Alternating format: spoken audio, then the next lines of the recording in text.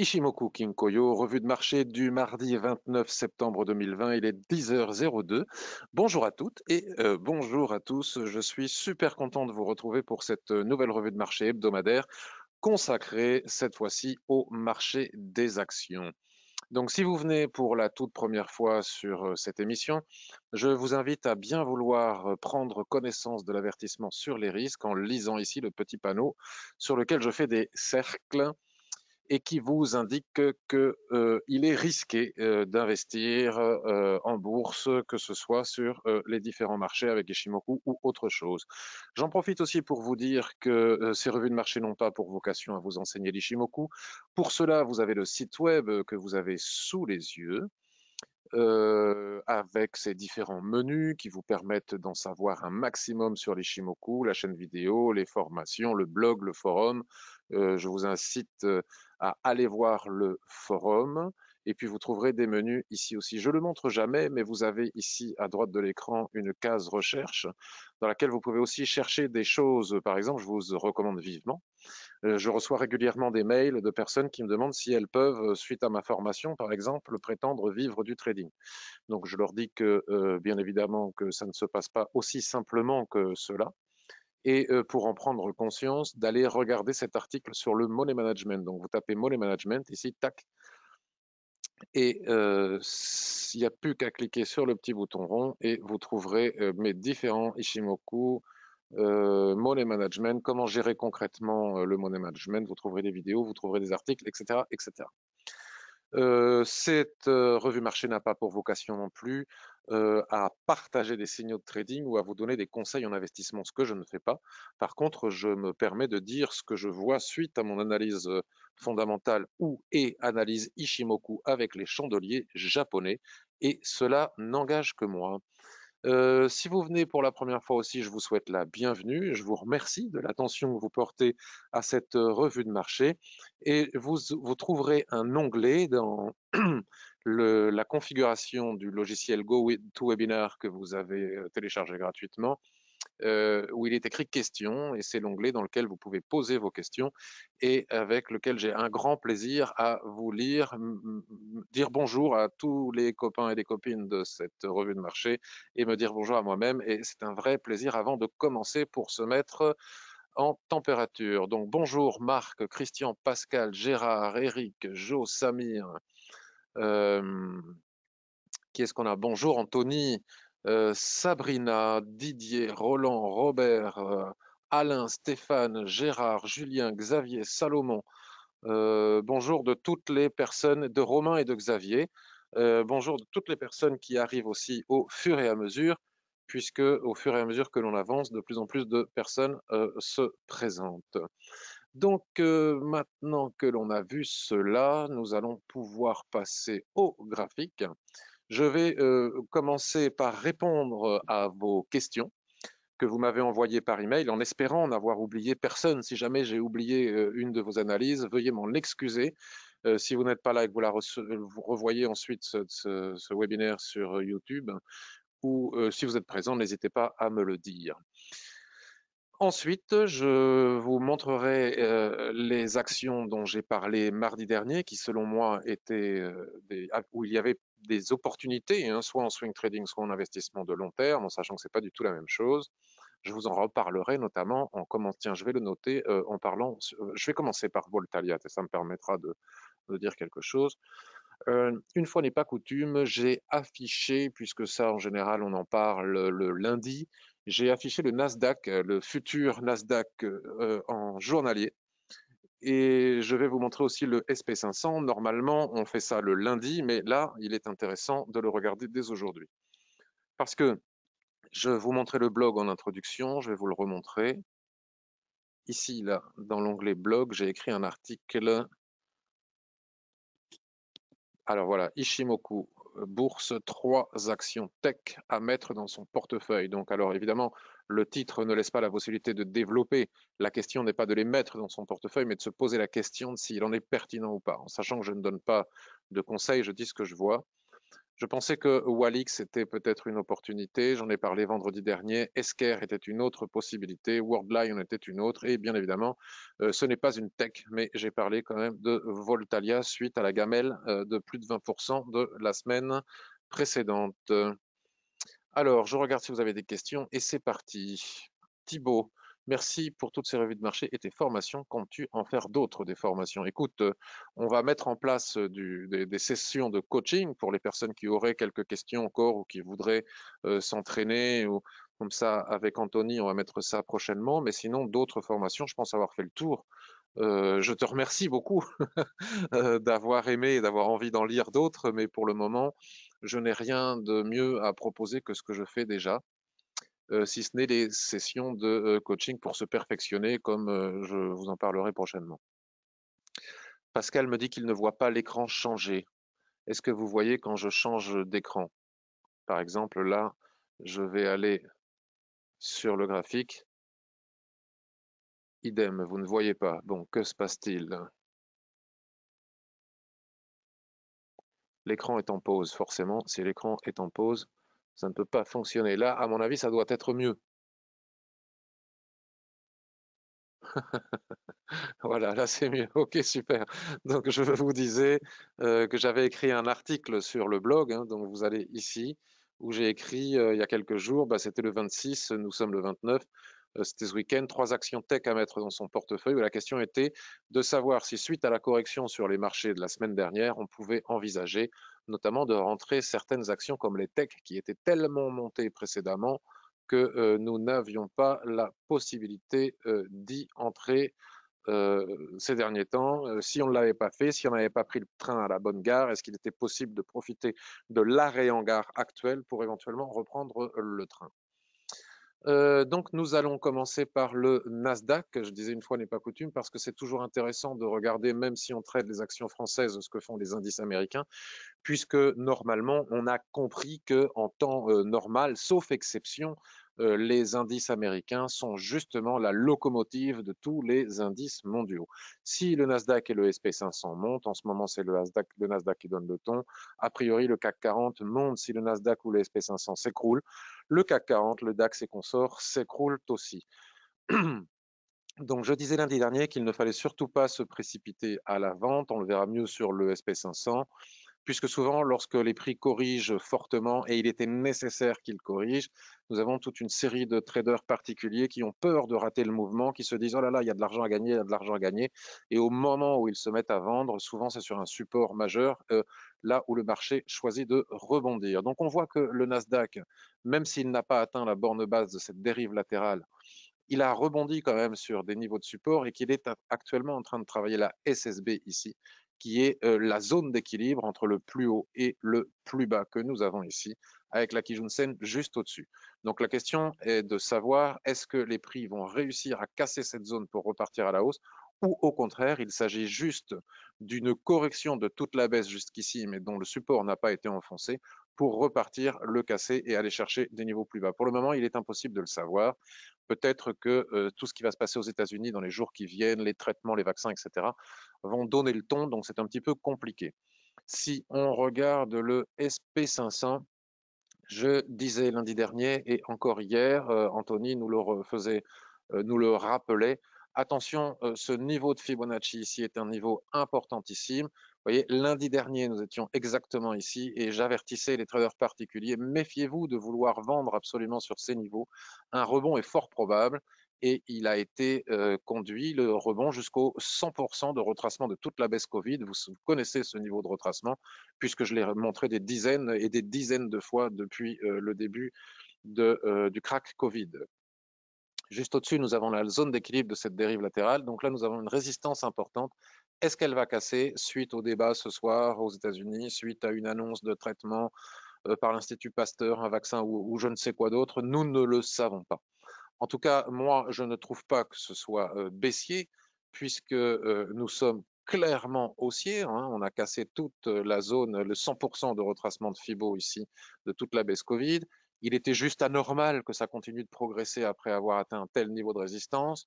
Donc il est aussi tout à fait normal que l'on corrige. On corrige sur un niveau de Fibonacci qui n'est pas un niveau majeur, mais toutefois on corrige dessus. Et si on repasse au-dessus de ce niveau des 5%, la hausse reprend. Donc la question était de savoir, pouvons-nous profiter, puisque là je parle des indices américains et je vais faire les actions françaises. Ça m'a été reproché récemment, mais puisque les indices américains donnent le ton et permettent de connaître le mouvement, le momentum global sur tous les indices. La question était de savoir, est-ce qu'on peut profiter de cette correction, puisque s'il y a eu correction sur les indices américains, forcément il y a eu correction sur notre CAC 40, comme on peut le voir ici, hein, il est toujours, comme l'a montré Anthony hier, toujours en range, toujours en train de travailler ses supports. Les indices américains corrigent, donc le CAC corrige. Si les indices américains repartent à la hausse, le CAC finira par casser définitivement ses 5000 points pour aller chercher les 5400, etc., etc., même si ça prend beaucoup plus de temps. Bien, maintenant que l'on a vu cela, j'avais dit hier sur Twitter que j'allais vous montrer comme chaque mardi mon portefeuille, mais si je le fais maintenant, je vais perdre énormément de temps. Donc ce que j'ai décidé de faire, c'est que je vais faire des petites vidéos très courtes que je mettrai sur le forum dans mon journal qui permettra de regarder mon portefeuille. Donc vous savez que moi j'ai eu la chance, ou en tout cas le nez creux, peut-être le talent, je ne sais pas. En tout cas, la chance, c'est sûr, d'acheter très bas un maximum d'actions pendant la crise Covid. Donc, je suis plutôt à l'aise et il s'agit d'investissements de long terme. Je fais très peu de swing trading sur le marché des actions. Pour cela, j'ai les indices et le forex. D'ailleurs, j'ai indiqué hier en fin d'émission être rentré sur CHF GPI. J'y suis toujours. Je l'ai indiqué aussi en temps réel sur le forum. Donc, pour les actions, je fais plutôt de l'investissement de long terme. Donc, Air Liquide, j'avais dit mardi dernier que le niveau ici était peut-être un niveau à envisager pour un nouvel achat sur Air Liquide, mais enfin, si on regardait le graphique weekly, il était quand même nécessaire de beaucoup tenir compte du surachat et faire attention parce que la correction pouvait être plus importante. Donc, ce que je vais faire maintenant, c'est répondre à vos questions et ensuite, je vais vous montrer, selon moi, s'il y a des opportunités, sur quelles opportunités je pense qu'on peut se pencher. Moi, je suis au taquet sur mon portefeuille, je suis même au-delà de ce que je devrais être. J'ai rentré Walix et Exker hier. J'ai sorti Veolia parce que bon, ça commence à me taper sur le système, le feuilleton avec Suez, et puis finalement, j'ai peur que même si arrangement il y a, ça ne se passe pas comme prévu. C'est un pari. Je n'aime pas les paris. Je fais de l'investissement et pas de la bourse casino. Donc j'ai sorti Veolia, peut-être à tort, et j'ai pris mes bénéfices aussi sur Edenred. J'ai expliqué pourquoi. Edenred, j'y croyais fort. J'ai profité d'une forte hausse sur Edenred, mais avec ce qui est en train de se passer actuellement de nouveau sur le terrain du Covid, je pense qu'Edenred devrait souffrir et c'est exactement ce qui est en train de se passer. Donc je suis sorti à temps avec de très beaux bénéfices et j'ai arbitré en rentrant à la place de Walix et Esker. On parlera de Total sur lequel je suis mal engagé aussi. Avant de répondre à vos questions, je voudrais regarder ensemble Voltalia. Voltalia, j'en parlais hier sur Twitter et c'est pour ça que je disais tout à l'heure, il ne faut pas confondre swing trading et investissement sur du très long terme. Hier, je disais que selon moi, nous avions très probablement une opportunité pour peut-être entrer sur Voltalia. Vous savez que Voltalia n'a pas ma préférence parmi tous les renouvelables, je le dis depuis toujours. J'ai beaucoup de renouvelables dans mon portefeuille et comme vous l'avez constaté, je n'ai pas Voltalia parce que Voltalia est trop engagé sur le Brésil. C'est un pays que je connais très très bien, le Brésil, l'Amérique du Sud globalement en général et leur économie aussi. L'économie cyclique du Brésil ne m'inspire pas confiance pour des investissements de très long terme.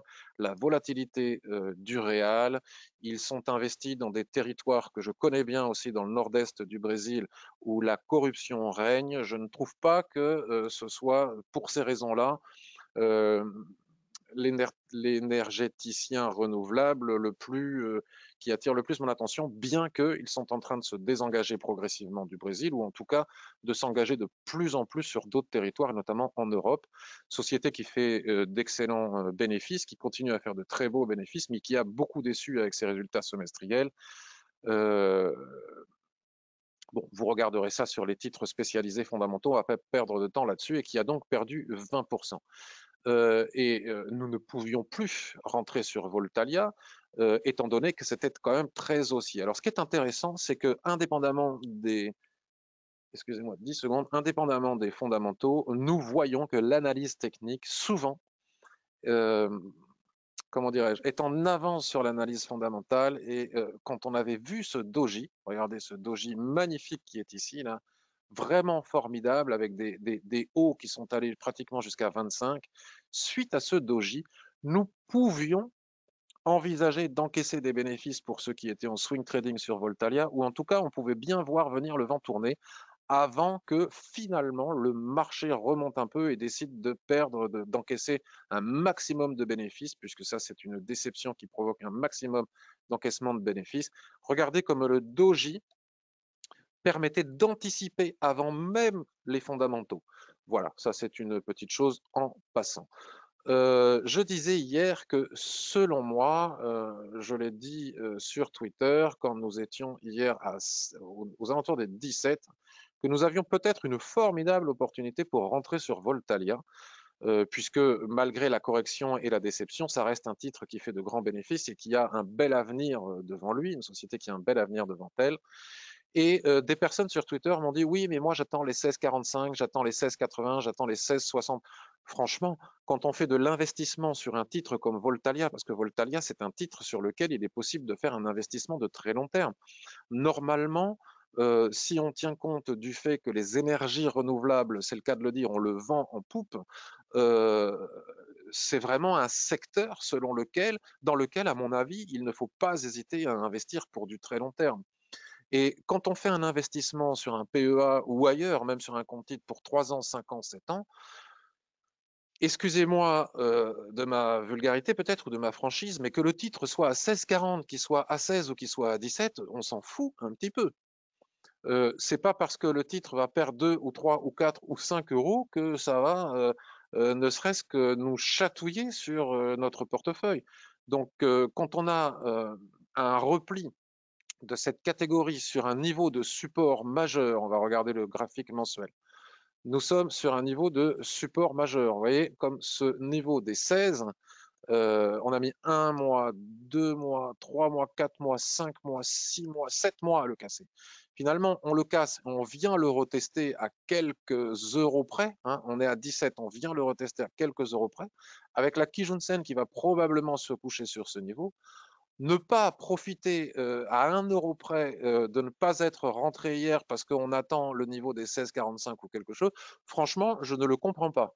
Alors, pour du swing trading, je peux tout à fait le concevoir, mais pour un investissement de long terme, vouloir attendre les 16,45, c'est peut-être ne pas se donner l'opportunité d'être rentré à 17 alors qu'on est déjà à 18, 28 aujourd'hui. Vous voyez ce que je veux dire? Donc, selon moi, je ne donne pas de conseils en investissement ni partage de signaux, mais selon mon analyse fondamentale et technique du titre Voltalia, je ne dis pas que ça va fonctionner. Si ça se trouve, je dis ça et dans quelques semaines, nous retrouverons à 12. Mais je pense que s'il y avait un endroit où il était possible d'entrer sur Voltalia, c'était bien ici, sans se préoccuper de savoir si le titre allait descendre à 16,45. Voilà pour Voltalia en investissement de long terme sur des années dans un PEA ou un compte titre. Donc, beaucoup de problèmes de son, me dit Gérard. Est-ce que vous pouvez me confirmer qu'il y a beaucoup de problèmes de son? Normalement, je suis en câblé, ça devrait fonctionner. Non, le son est OK. D'accord, parfait. Très bien. Donc là, il y avait une magnifique opportunité, selon moi, d'entrer sur Voltalia. Je n'ai pas arrêté de le dire toute la journée d'hier. À bon entendeur, salut. Renaud me demande ce que je pense de Monsieur Bricolage. Alors moi, je ne sais pas planter un clou, mais par contre, je peux toujours quand même, malgré tout, regarder le titre. Alors, Monsieur Bricolage, je crois que c'est la première fois de ma vie que je regarde le titre de Monsieur Bricolage. Donc, alors, tu ne me précises pas, Renault, si c'est en termes de swing trading ou d'investissement de très long terme. Bon, mais c'est un titre qui souffre énormément, mais qui quand même, là on était en février, se reprend depuis qu'il a atteint les 1,92, je ne sais pas pour quelle raison. Après s'être repris, il s'est pris sa gamelle Covid, il est revenu taper les deux. Et puis depuis, il progresse, il a cassé les 50% de retracement de toute la baisse Covid, même davantage, et de toute sa baisse précédente depuis. Et après, il s'est repris une gamelle en juin. Et là, la seule chose que je sais, alors les fondamentaux de Monsieur Bricolage, je ne connais pas du tout, mais alors pas du tout, et j'ai pas pris le temps d'aller regarder. En tout cas, ce qu'il m'apparaît évident au niveau de l'analyse technique, c'est que les prix sont sur un niveau de résistance important, qui est le niveau des 7 euros. Le niveau des 7 euros ici, avec cette incroyable mèche, n'a pas été cassé. Le niveau des 7 euros, je suis sur du weekly. La semaine dernière, les acheteurs ont tenté de casser le niveau des 7 euros. Ils n'y sont pas parvenus. Les vendeurs les ont repoussés sous la frontière des 7 euros. Ils retentent aujourd'hui. Les vendeurs sont encore de nouveau présents et avec des volumes qui plus est, la semaine dernière, en tout cas pas cette semaine, les repoussent sous la frontière. Donc, soit tu as acheté plus bas et tu t'interroges sur l'opportunité de prendre tes bénéfices. Je ne sais pas où tu as acheté, je ne sais pas si tu fais de l'investissement de long terme, je ne sais pas si les fondamentaux en valent la chandelle, mais en tout cas, en swing trading ou en investissement de court ou moyen terme, il est peut-être envisageable de commencer à sérieusement prendre des bénéfices, vu que cette résistance ne casse pas depuis des lustres et que les vendeurs n'ont pas l'intention de la laisser casser. Si on bascule sur un graphique journalier, on s'aperçoit que ce niveau de résistance est le niveau ici de 78,60% de Fibonacci, de tout le tracé Fibonacci que j'ai fait sur le graphique hebdomadaire. C'est un niveau important, moins important certes que les 50% et les 61,8. Ce que je regarde, c'est que les 61,8 ont été cassés, on est revenu les travailler, on s'est réapproché. Ils peuvent casser, mais ils peuvent ne veut pas dire qu'ils vont le faire. Donc la tendance est haussière, on travaille un niveau important. Les prix ne veulent pas y aller. Soit tu as acheté très bas et tu peux te permettre, par exemple, de placer ton stop sous la Kijun-sen, puisque finalement, peut-être avec une marge pour te prémunir d'une mèche, Shikuspan est passé au-dessus des prix. Si les acheteurs finalement réussissaient à casser le niveau des 78,6%, je pense que en ligne de mire, nous avons les 88,60%, puis les 100% à 8,61. Ça peut le faire. Mais pour pouvoir le faire, il faut casser ce niveau des 7 euros, des 7,20 euros. Pour le moment, ce n'est pas fait. En tout cas, si tu n'es pas dedans, ce n'est pas le moment d'acheter. On n'achète pas sous une telle résistance historique qui ne date pas que du 25 juin 2020. Mais je reviens sur le graphique hebdomadaire. Il faut que j'aille plus vite parce que si je passe une demi-heure pour chaque action, ça va être un petit peu long. Qui ne passe pas ce niveau depuis très longtemps maintenant. Donc voilà. Voilà pour Monsieur Bricolage. Corbion, Robert. Alors Corbion, peut-être que nous avons entendu la même émission sur BFM Business. Je ne connaissais pas Corbion, ce titre néerlandais, spécialiste des ingrédients alimentaires. Donc moi je suis sur Sam Rice. Donc je ne vais pas être sur Corbion aussi, mais c'est magnifique, hein, c'est superbe, c'est très haussier, ça marche bien, c'est un secteur d'avenir, surtout s'il travaille un petit peu dans l'ingrédient naturel, ce n'est pas précisé. Je sais que Sam Rice, ce qui me plaît, c'est qu'ils sont spécialistes des ingrédients naturels. Corbion, je ne sais pas. En tout cas, nous sommes sur des niveaux de résistance, hein, pareil ici. Donc, qu'est-ce que tu me dis, Robert, sur Corbion? Haussière en mensuel, en hebdo, en daily, avec possibilité de rentrer sur repli de la borne basse du range H4 à 36,25. Alors, pour pouvoir rentrer à 36,25 sur la borne basse du range H4 qu'on va aller vérifier, il faut quand même tenir compte du fait que nous sommes sur un niveau de résistance important qui, les prix sembleraient, ont envie de casser ici et maintenant, puisque mais nous ne sommes que mardi. Si ce chandelier est confirmé d'ici à la fin de semaine, la résistance aura cassé. Donc tu auras eu raison de rentrer à 36,25. Maintenant, si tu n'es pas encore rentré, faut-il encore qu'ils y aillent à 36,25? Et il faut quand même se méfier puisque le surachat est important, hein. Vous connaissez l'écart entre la Tenkan et la Kijun. Donc maintenant que l'on a dit ça, observons quand même un graphique mensuel. On est bien sur des plus hauts historiques. On est bien ici sur un passant de ceinture qui s'est éjecté au-delà du support des 33. Ici, on est en train de dessiner un doji sur le graphique mensuel. On est le 29. Tu as raison d'attendre un repli. La question est de savoir si le repli dont tu parles sera suffisant. 36,25, c'est sous la Kijun Daily. Donc j'ai envie de dire pourquoi pas. Pourquoi pas? Après, tout dépend. Si tu me parles de H4, c'est que tu veux faire du swing trading et non pas un investissement de long terme. Tu as parfaitement bien vu et matérialisé la dérive latérale H4 avec la borne basse parfaitement bien située à 36,25. Donc ton plan de trading est très bon. C'est-à-dire que soit tu es déjà entré ici, mais ça m'étonnerait, et donc là, tu tiens la position si c'est un investissement de long terme, dans l'hypothèse où ça venait à casser, et puis même si ça ne casse pas, tu peux accepter que ça revienne sur ton niveau d'entrée. Soit tu n'es pas dedans, et tu as tout à fait raison d'attendre les 36,25. Et sur le niveau des 36,25, si se dessinent des chandeliers japonais de retournement, envisagez d'entrer. Ça ne me paraît pas, ça me paraît même très bon. Maintenant, si les 36-25 cassent, attention, puisque, comme je l'ai dit, nous sommes en surachat sur les unités de temps supérieures et la correction sera plus profonde. C'est le risque à prendre. Et si tu rentres sur les 36-25, tu peux viser, si les conditions sont réunies et que tu as le ratio, tu peux viser les 37-85, puis de nouveau les 39-15. Donc voilà un très bon plan de swing trading, voire même un très bon plan d'investissement de très long terme, parce que c'est un secteur un très bon secteur que l'investissement dans les ingrédients alimentaires et en particulier les ingrédients naturels. Jean-Philippe, McPhee Energy. Alors McPhee Energy, je crois qu'on le regarde chaque semaine, donc nous allons aller voir ce qu'il en est aujourd'hui. Donc vous voyez, ce qui est super, c'est qu'on ne s'est pas trompé dans nos analyses de McPhee Energy les semaines précédentes. Ce que nous craignions s'est avéré juste, c'est-à-dire que nous avons eu raison de le craindre.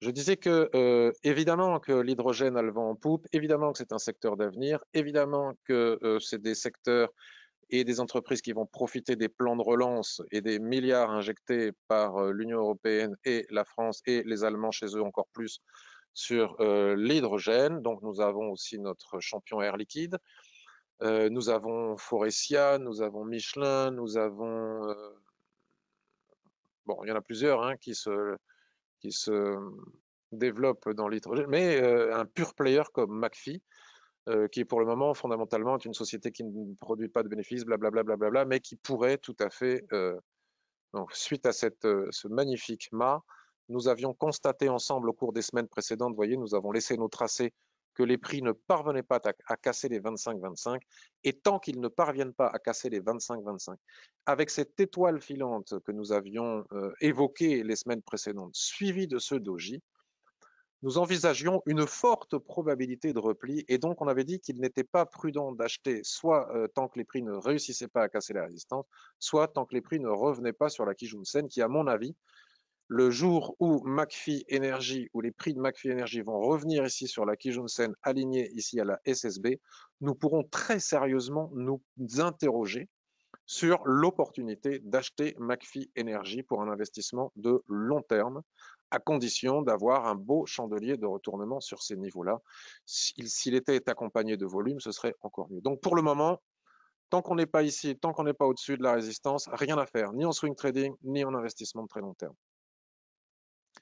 En swing trading, les niveaux que j'ai tracés, la Kijun-sen, doivent correspondre à peu près à ce rectangle. Voyons voir, une semaine, pif, paf. Si on tient compte des mèches, c'est exactement ça. Donc on pourra ne pas forcément même être condamné à attendre la clôture hebdomadaire. On a tapé en haut, on est venu en bas, on n'a pas réussi à aller en haut, on est au milieu du ventre mou de cette dérive latérale à l'intérieur de laquelle nous retrouvons une autre poupée russe, vous savez, les fameuses poupées russes. Si ce niveau casse, la probabilité qu'on vienne chercher ici en bas m'apparaît comme étant très importante. Maintenant, si on ne parvient pas à venir chercher la Kijun-sen ici, ce qui m'étonnerait, il faut à minima pour du swing trading, on pourra tenir compte de la cassure des 27,35. Si on casse les 27,35, on a les 30 en ligne de mire pour du swing trading. Donc nous avons ici deux plans de trading probables et possibles, à la fois en investissement de long terme et à la fois en swing trading. Ici, cassure de ce niveau, cassure de ce niveau. Ce niveau a ma préférence pour rentrer sur du très long terme. Évidemment, je ne pourrais pas tout prendre, hein. Je ne vais pas prendre, j'en ai déjà 22, c'est déjà pas mal. Éline Clépierre. Alors, Clépierre, Unibail, Rodenko, etc., etc. Donc, Clépierre, Immo, centres commerciaux en Europe. Alors, la question qu'il faut se poser, Éline, tu me demandes pas si tu veux investir sur du long terme ou si tu veux faire quelque chose en swing trading, hein, tu ne me le précises pas. La question qui va au-delà de l'analyse technique est la question fondamentale. Est-il pertinent, étant donné les conditions que nous sommes en train de vivre avec de nouvelles fermetures qui nous pendonnaient, comme on le voit en Europe du Sud, en Espagne, à Madrid, il y a peu de temps à Barcelone, on le voit en Israël, en France, ça se durcit de plus en plus. On est pour ou on est contre, mais c'est comme ça. La peur d'une certaine catégorie, moi je vois, j'en ai débattu ce week-end sur Twitter, j'ai bien mesuré que nous avions des opinions très différentes, qu'il y a des personnes qui trouvent tout à fait justifié de se confiner, de refaire de plus en plus attention, de fermer un maximum de choses, etc. D'autres qui, au contraire, pensent que c'est tout à fait inapproprié et que ça va casser l'économie, etc. Il n'en empêche pas moins que cela reflète qu'il y a une certaine catégorie de la population qui, a tort ou a raison, je ne porte pas de jugement, a peur. Et donc, quand on a peur, peut-être va-t-on moins dans les centres commerciaux, etc. Si on tient compte de cela, est-il pertinent d'envisager de faire quelque chose sur Clépierre? Franchement, moi, personnellement, je ne le crois pas. Maintenant que j'ai dit ça, je peux quand même faire une analyse technique pour constater on enfonce tous les supports les uns après les autres, hein, ce qui correspond.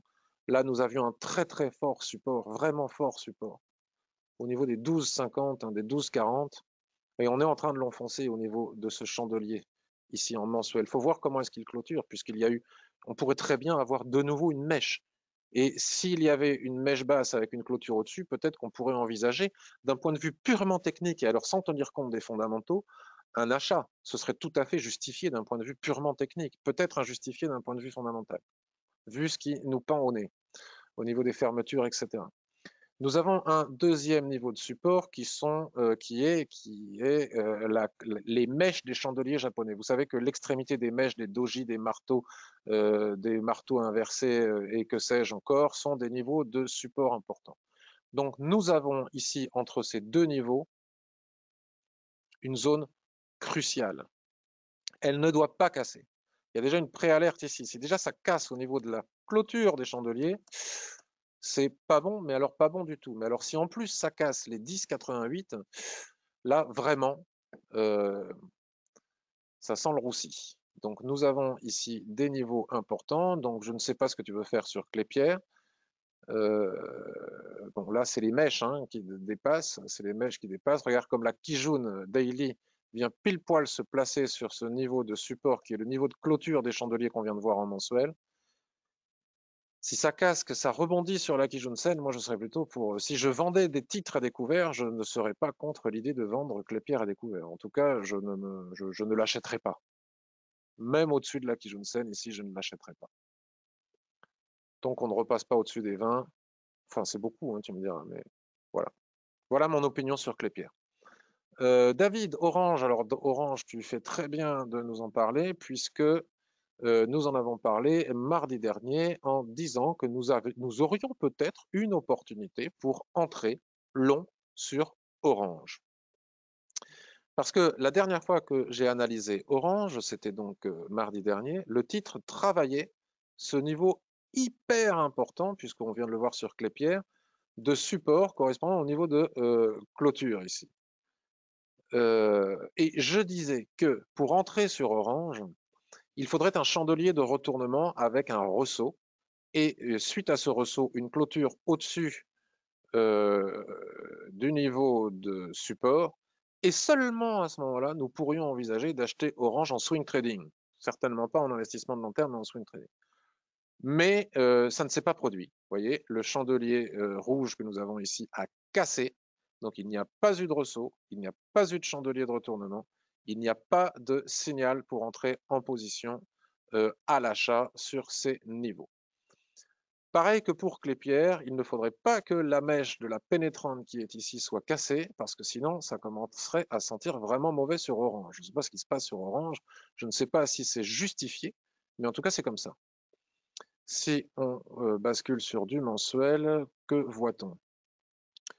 On voit que le niveau que j'ai matérialisé, vous voyez, on est vraiment sur des niveaux de support majeurs, hein. Regardez ici, par le passé, les prix avaient cassé des résistances, puis avaient tenté de se replier. C'est vraiment sur ces niveaux qu'on voit le doji, qu'on voit ici l'avalement, qu'on voit les mèches de l'étoile du matin. Si ces niveaux cassent, bon après il y a de la marge encore, hein, jusqu'à la catastrophe.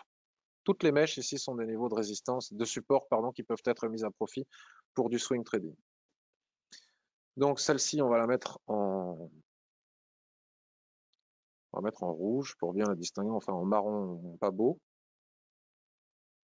en orange pas beau. Ah pas orange, tiens, super, c'est un fait exprès. On rebascule sur un graphique journalier. Vous voyez, hein, comme les lignes, comme toutes ces niveaux de support sont bien résistés. Si et uniquement si en mensuel, je dis bien en clôture mensuelle, on repasse au-dessus des 9, 0,40, alors là, je pense qu'on peut envisager un achat pour aller chercher la qui jaune ici journalière, les 9,51. Mais si on ne repasse pas au-dessus de ce niveau, c'est baissier, quoi. C'est baissier. Donc on ne vend pas à découvert, c'est survendu. Puis à un moment donné, ça va rebondir. Mais pour le moment, techniquement parlant, il n'y a pas de signal de retournement haussier. Celui qu'on attendait ne s'est pas produit. Donc comme il ne s'est pas produit, ben on dégage, on va voir ailleurs. Christian, j'aimerais connaître ton avis sur le potentiel restant sur Guillemot que j'ai vendu voici 2 semaines avec 42%. Bravo. Accessoires et périphériques de console jeux PC. Alors Guillemot, qui a dû bien monter pendant le confinement. Voilà. Le potentiel, alors j'imagine que tu me poses le potentiel de vente que tu as vendu après un gain. Alors, soit tu as vendu à découvert, mais j'ai l'impression que tu es en train de me dire que j'ai vendu il y a 2 semaines avec 42%. Tu as vendu ta position acheteuse. Donc, tu étais à l'achat et tu as pris tes bénéfices. Donc, tu as vendu avec 42%. Et tu aimerais avoir le potentiel restant à la hausse, j'imagine. Ben, c'est difficile à dire. On est sur des plus hauts historiques. C'est pratiquement même pas possible. Il faudrait tracer les. Ah si, quand même, si. On n'est pas du tout sur les plus hauts historiques. On a des repères sur notre graphique mensuel. Et là, là c'est pas compliqué, hein. Cette limite ici à gauche de l'écran est la résistance actuelle. Donc, là, le pic de SSA est un niveau de résistance supplémentaire important. Et regardez, c'est pile poil là où la mèche est venue s'écraser. Et après, il n'y a plus rien. Après, c'est les mèches ici. Et surtout, on va la mettre en gros, en gras, la SSB ici alignée à la Kijun-sen.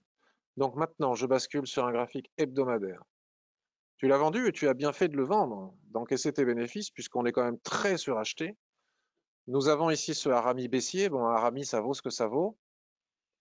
Nous avons ici un marteau. Nous sommes dans une zone de grande hésitation, qui ressemble malgré tout à un fanion haussier. Donc ça reste haussier, mais il faut passer au-dessus des 7,84. Au-dessus des 7,84, les 9 sont en ligne de mire. On va dire au-dessus des 8, pour tenir compte du chiffre rond. Les 9 euros sont en ligne de mire, puis les 10 euros, etc., etc. Maintenant, c'est très suracheté, donc nous ne sommes pas à l'abri d'un retracement plus important.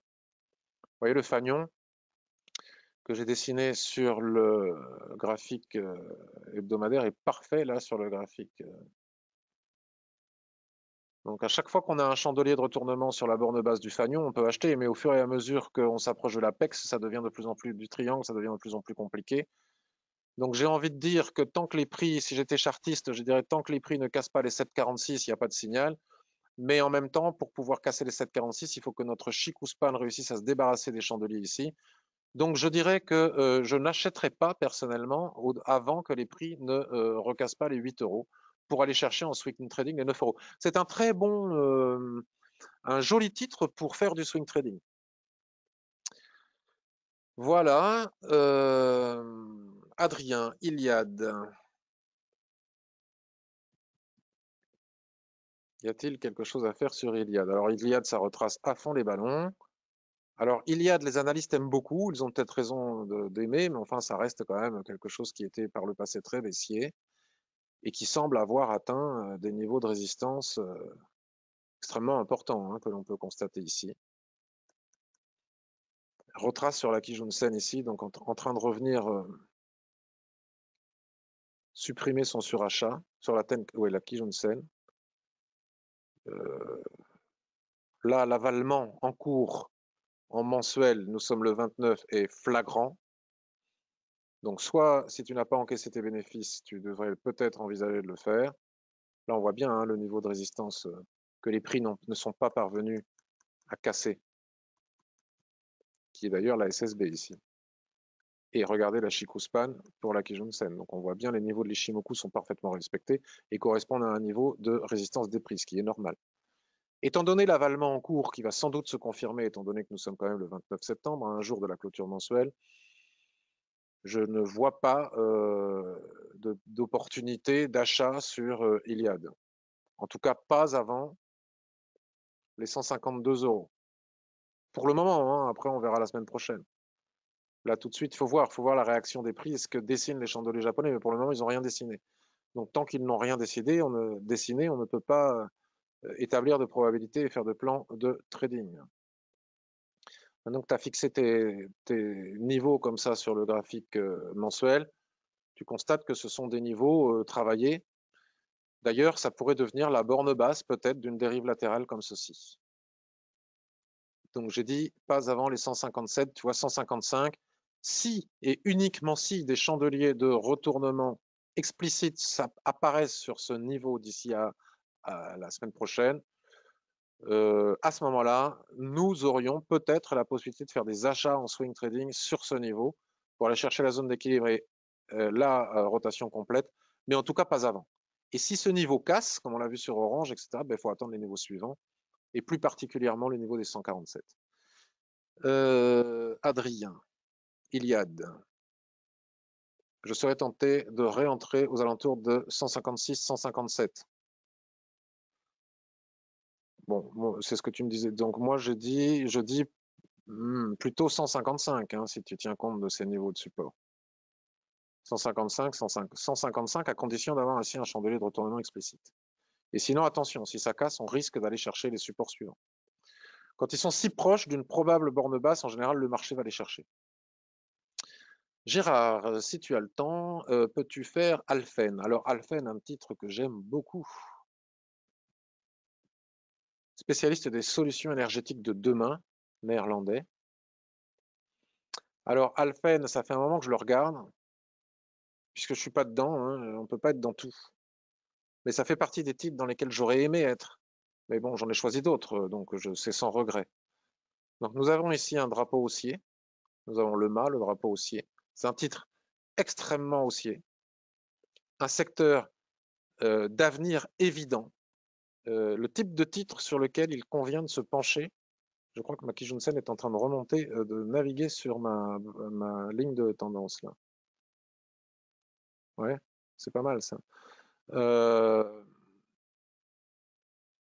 Un titre qu'on peut tout à fait envisager d'avoir dans son portefeuille. Mais alors si on ne l'a pas acheté au bon moment, comme d'autres types de étoiles du soir à 4 chandeliers, c'est beau ça. Là, le niveau de support, le premier niveau est la Tenkan-sen ici, autrement dit la borne basse de ce fanion, encore une fois, au niveau des 50,40. Est-ce que les prix sont en train de rebondir? Peut-être serait-il utile d'attendre la fin du mois. Graphique mensuel. Là. Ça, c'est pas véritablement un chandelier de retournement. Hein. Pour le moment, on peut même pas parler de couverture en nuage noir. C'est très suracheté, mais ça fait partie des titres dont il faut savoir saisir les replis pour rentrer dedans si on veut un jour rentrer dedans. En tout cas, je ne le vendrai pas si je l'avais dans mon portefeuille pour du très long terme. Je le garderai sans aucun type d'hésitation. Au-delà de la Kijun-sen journalière, je pense que ça repart à la hausse. Bon, allez, on va faire comme ça. Et là, si on va en H4, on va retrouver notre dérive latérale, probablement. Voilà. Donc au-delà du pic de SSA ici, je pense que ça repart à la hausse. Et l'avoir acheté, reacheté ici sur le niveau des 50 n'était pas stupide. Là, on est au milieu de nulle part. On est au milieu de la dérive latérale entre le plus bas ici et le probable plus haut. Donc, ce n'est pas le moment au niveau du timing. Un retour ici pourrait l'être. Si ça casse, on ira chercher la ligne de tendance qui est juste en dessous. Mais enfin, si on est rentré pour du très long terme, ça fait, faut accepter que le cours parte dans l'autre sens inverse. On investit ici pendant 3 mois, on est en perte. Il n'y a pas de quoi s'affoler. On investit sur des années. Par contre, en swing trading, soit on achète ici des chandeliers de retournement en bas, mais si ça casse, on perdra le trade parce que les prix iront chercher ce niveau et là, nous aurons une nouvelle opportunité d'entrer sur le titre. Soit la cassure ici des 59 après throwback, c'est pas stupide de rentrer dedans. En investissement de long terme, je pourrais même envisager de le faire dès maintenant si je devais le faire. Très bien, je regarde si vous avez des questions et ensuite je fais le tour de ce que j'ai repéré moi-même.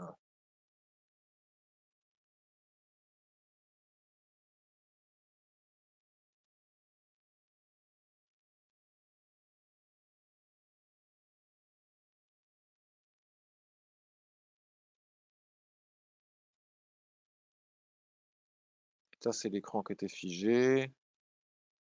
Ok, depuis, on a avancé.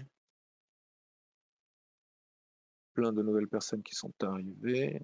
Alors, Soitec.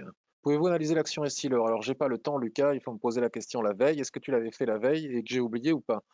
Soitec, pareil, Daniel, semble pas à surveiller. Semble pas à surveiller.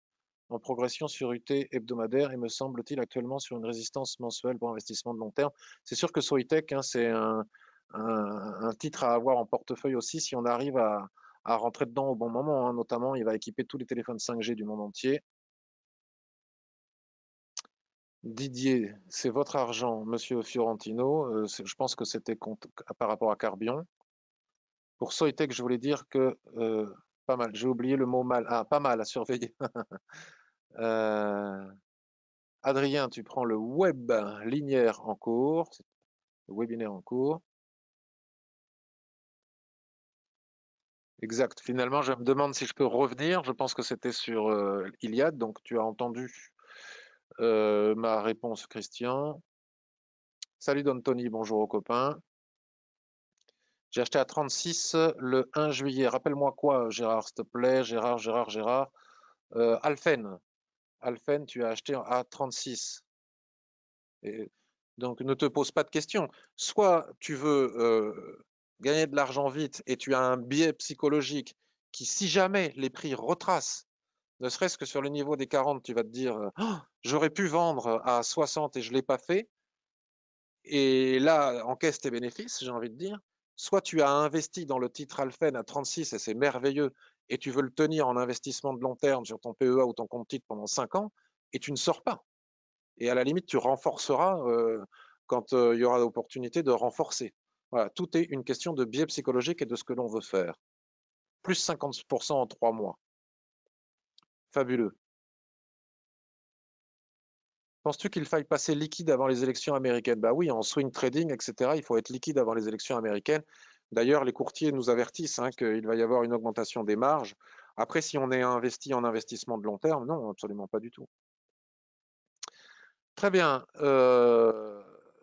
Bien évidemment, cela n'engage que moi.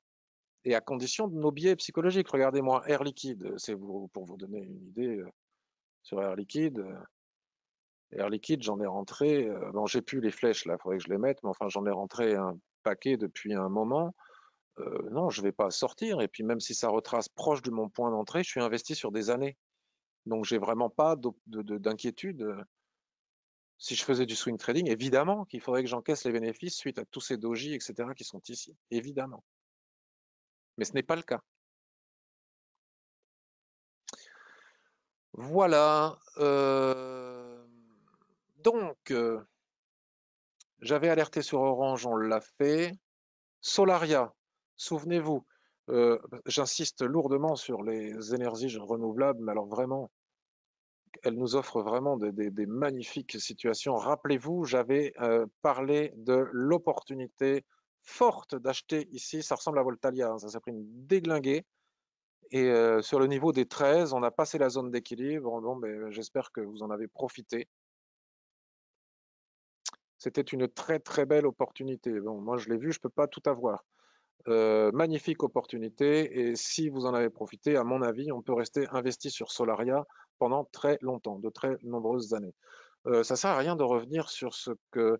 Alors, Siemens Gamesa, j'avais parlé de Siemens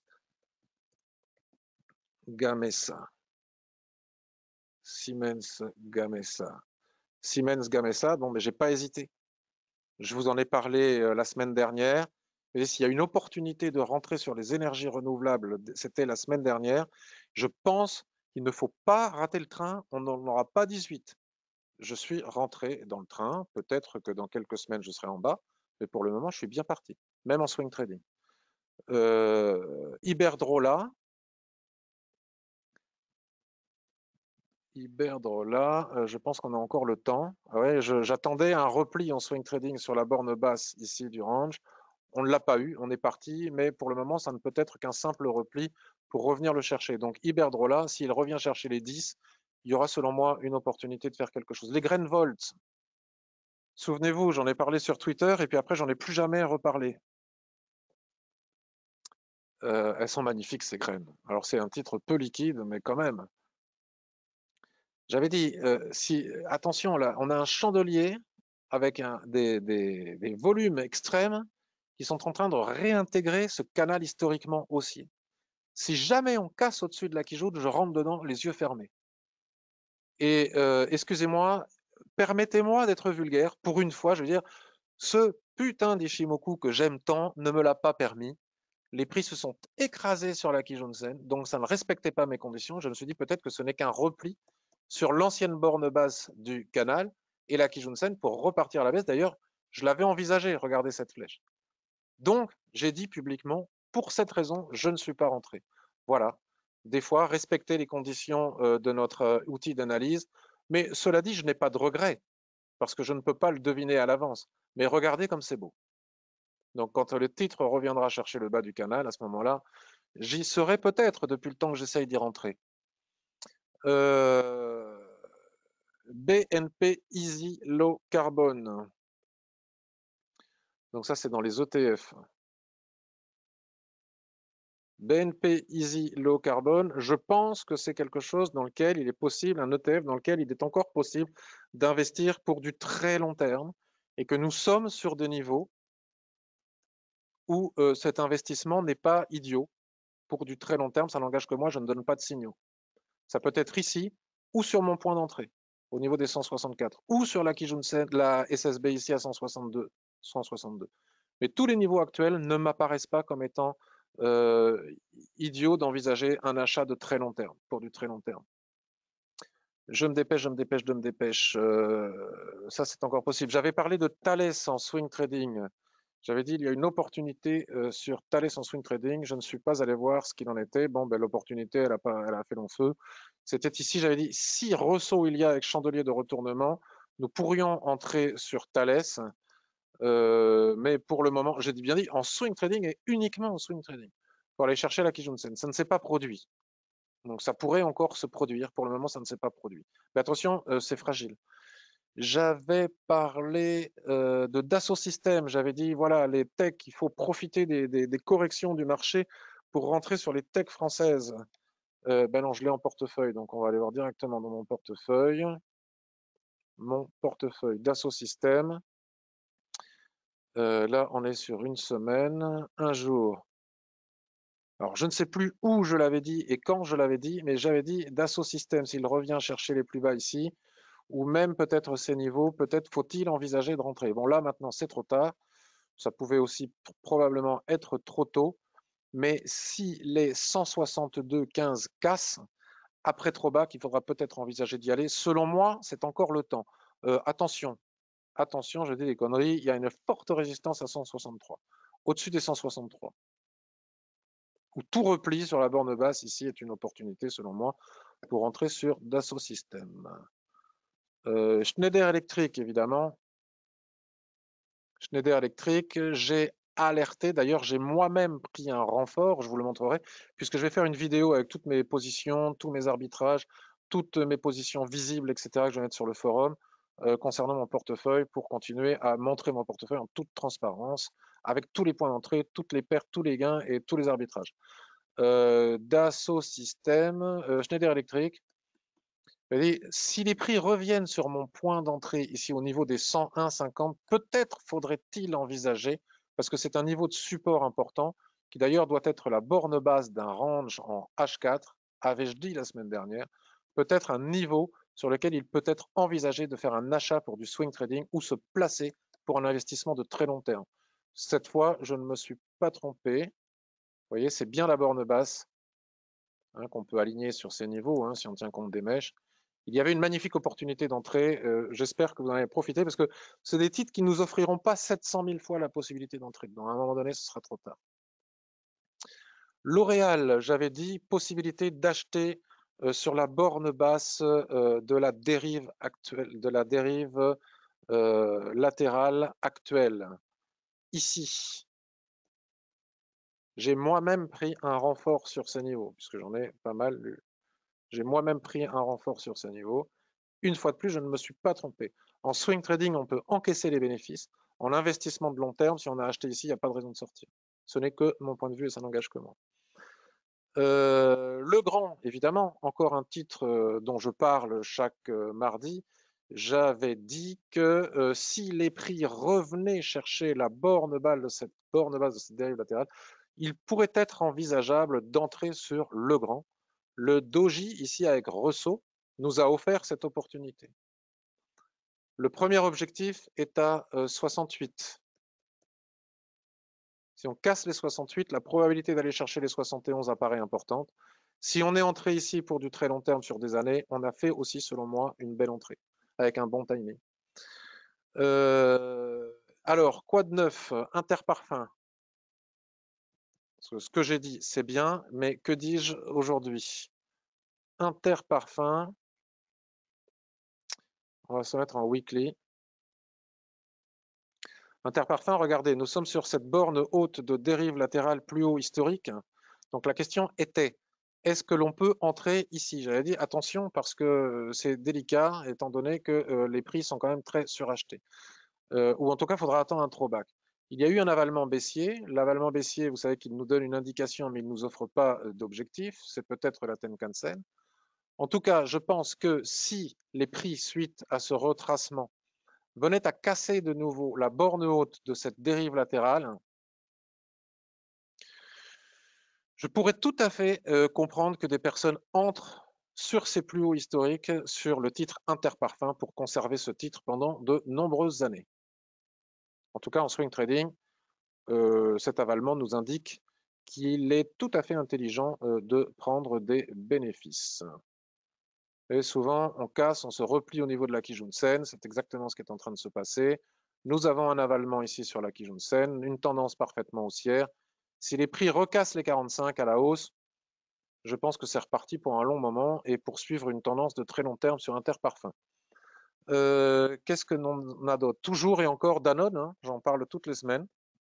Je continue de penser, et ça n'engage que moi, puisque je ne donne pas de conseils en investissement et je ne partage pas de signaux, qu'il y a un titre qui finira par repartir un jour à la hausse, je l'espère en tout cas, sinon elle me fera mal.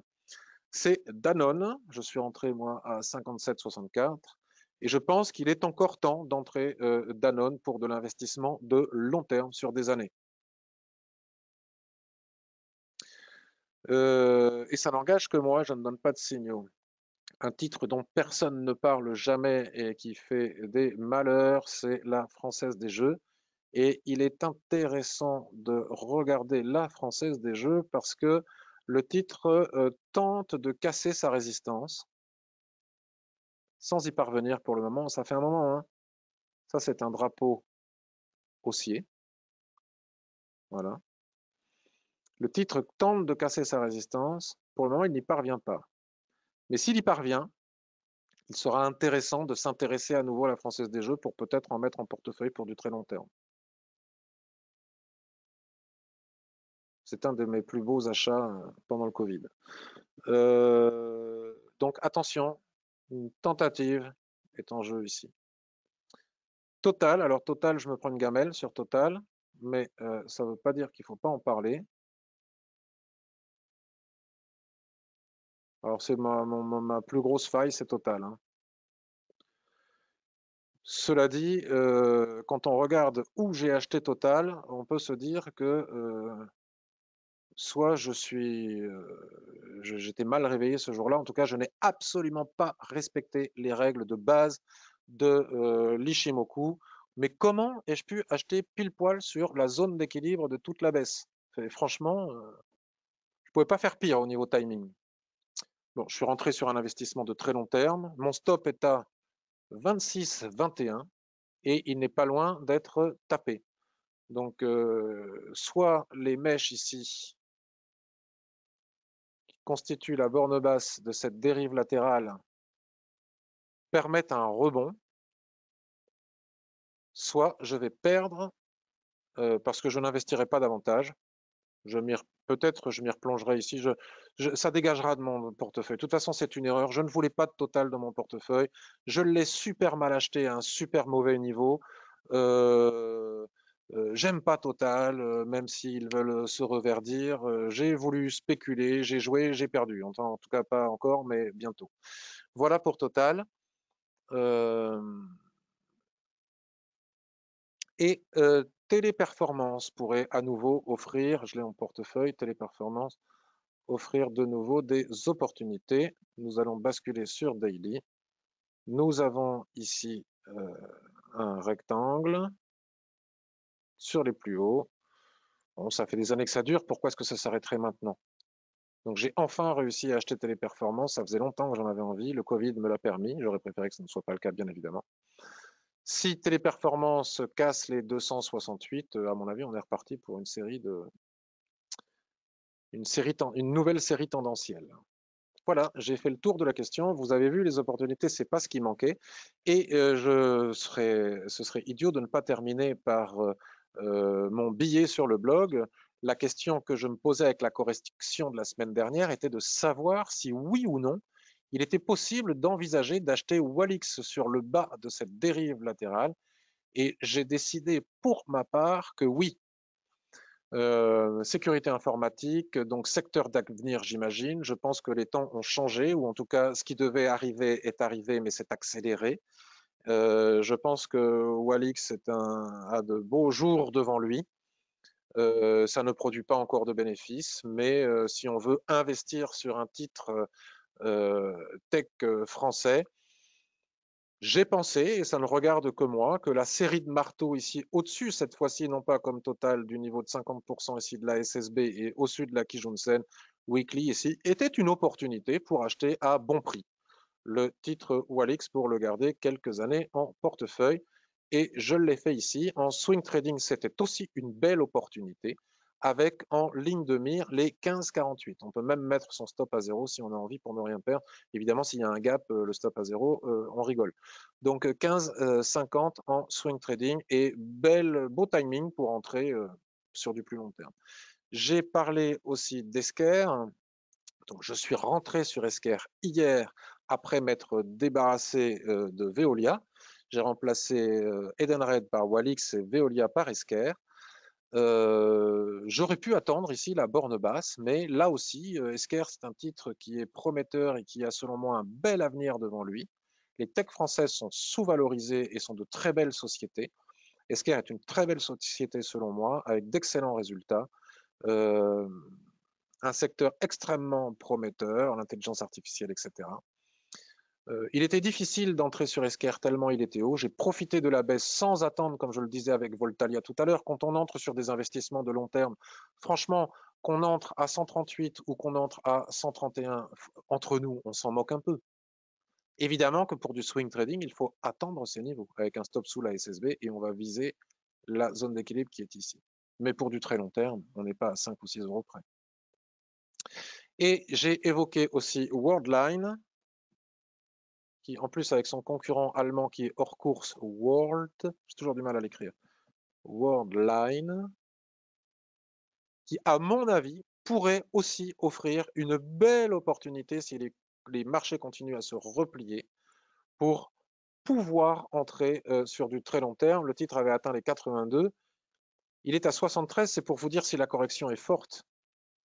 Donc, pourquoi ne pas envisager, si on veut mettre de la tech dans son portefeuille sur des années, de commencer à sérieusement se poser la question de rentrer sur Worldline. Alors évidemment, ça peut corriger davantage. En swing trading, il est évident qu'il faut attendre au moins d'atteindre les 69,40.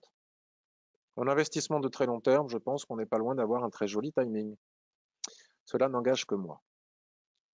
Alors, voyons voir si vous avez des questions, et si ce n'est pas le cas, je vais terminer là-dessus.